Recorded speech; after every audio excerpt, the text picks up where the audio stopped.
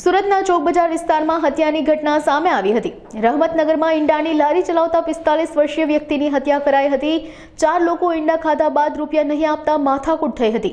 ત્યારે ચારે ઇસમોએ મળી લારી ચલાવતા ધુરંધર મહતો અને તેના બનેવી રામ ઉદયને માર માર્યો હતો। આ દરમિયાન ધુરંધર મહતોને માથાના ભાગે ગંભીર ઈજા પહોંચતા ટૂંકી સારવાર બાદ મોત થયું હતું। સમગ્ર ઘટનાને પગલે ચોક બજાર પોલીસે હત્યારાઓને શોધવા તપાસ હાથ ધરી છે।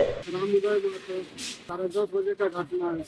वो अंडा खाने के लिए आया, अंडा खाकर पैसा नहीं दे रहा था और मांगने पर वो गाली देने लगा और मारना चालू कर दिया। और 4 आदमी थे तो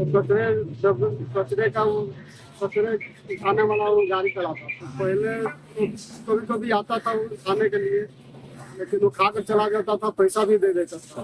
लेकिन इनका घटना है सर, उस दिन आए वो पैसा देना इनकार कर दिया, हम लोग मांगे वो नहीं दिया और मैं गए तो मारना चालू कर दिया। पहले मेरे सर पर मारा, उसके वो भाई को क्या चीज से मारा मैंने देखा नहीं, मैं तो गिर गया था। भाई पे वो मत्थे पे चोट लगी थी और पीछे मत्थे पर चोट लगी, अस्पताल नहीं आए। वो एम्बुलेंस से लेकर आए और डॉक्टर ने वो मत्थे का सर्जन कराया। उसके बाद वो ऑपरेशन किया, मत्थे का ऑपरेशन किया।